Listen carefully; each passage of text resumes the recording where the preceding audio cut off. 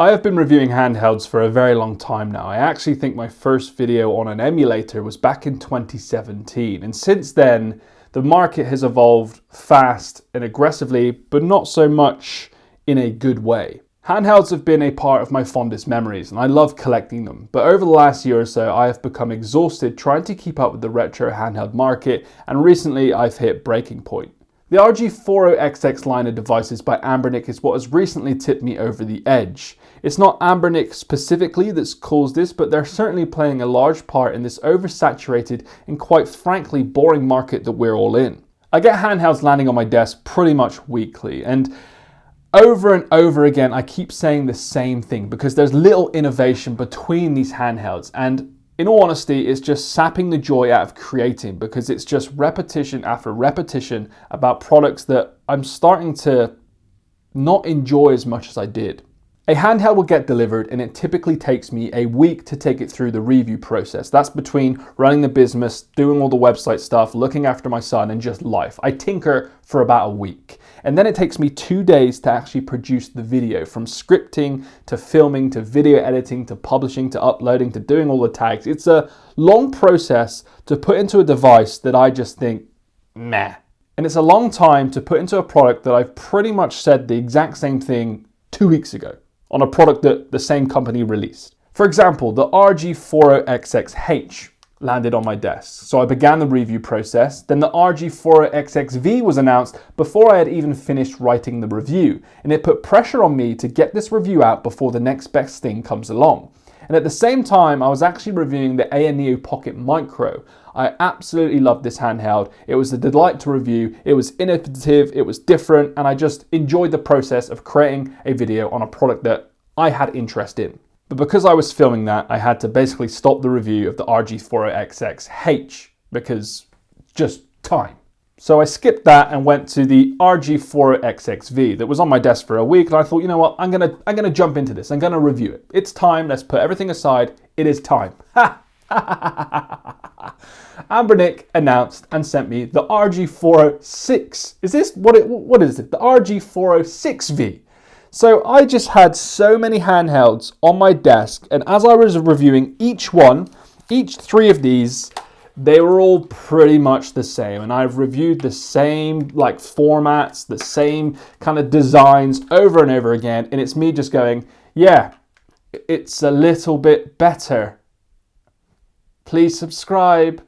I literally can't keep up. And I think what I want this video to mention is that I want to start focusing on handhelds that I actually enjoy and I think that you will enjoy purchasing. Many of us influencers have an incentive to get these content and the reviews and unboxings up early.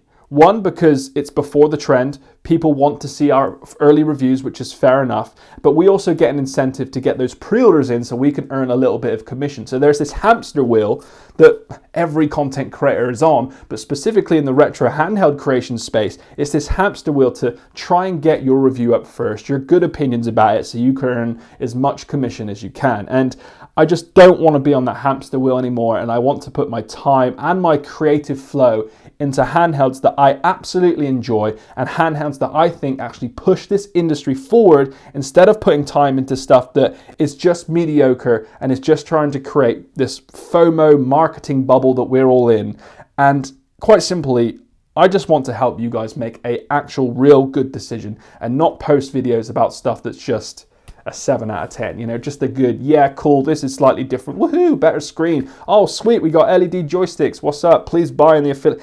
It's just exhausting and I'm starting to not enjoy it. But that said, I think what I'm going to do is I'm going to write written reviews on all of these all the time. It doesn't take a lot of my time. I can do the whole week process in between life as per usual, but it will only take me about a day to write the written review. And I think that's what I'm willing to put into these to give you an honest opinion. But in terms of putting in 2 days and a week of work into a video that takes a lot of time, effort, and mental capacity into a product that I'm just going to say it's a little bit better.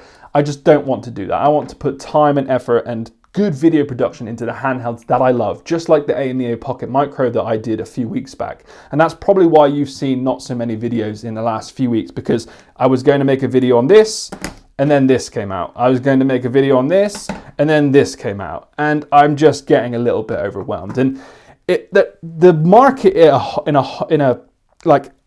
if you were to look at the market from a bird's eye view, it's a little bit shady as well, because I wanted to review this, the ZPG Unicorn.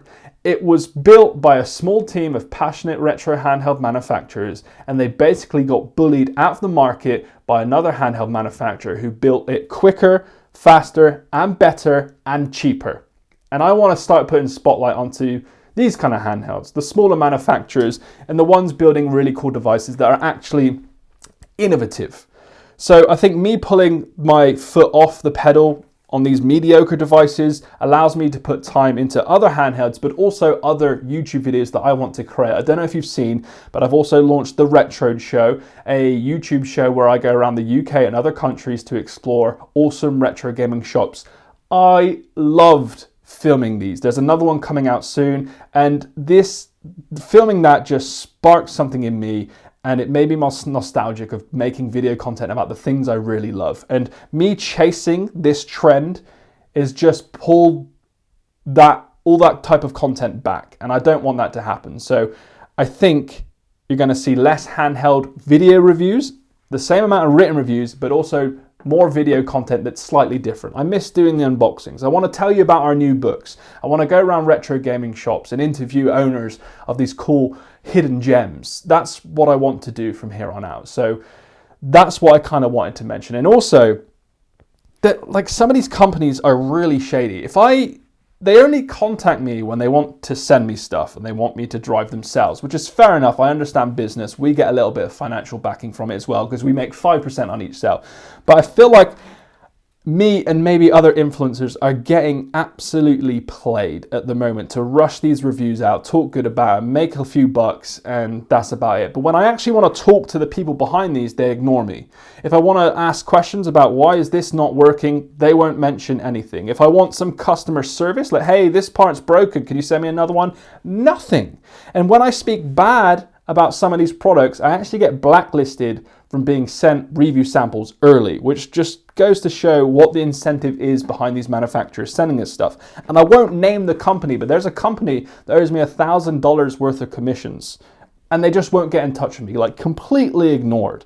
So I'm just getting to this point where I'm a little bit fed up about saying the same thing over and over, and the market in general, I just don't know the people behind them, and I want to know the people behind the smaller handhelds that are launching. You know, I've got the Thumby Color, a tiny little Game Boy Advance that I wanted to cover, but I just didn't have time because I was just getting absolutely drilled by these affordable retro handhelds that are coming out of China. So I think pulling my foot back off this will allow me to reignite my creative flow, give you a little bit more unique content on this channel, and give you honest, high-end reviews of the actual handhelds that I love.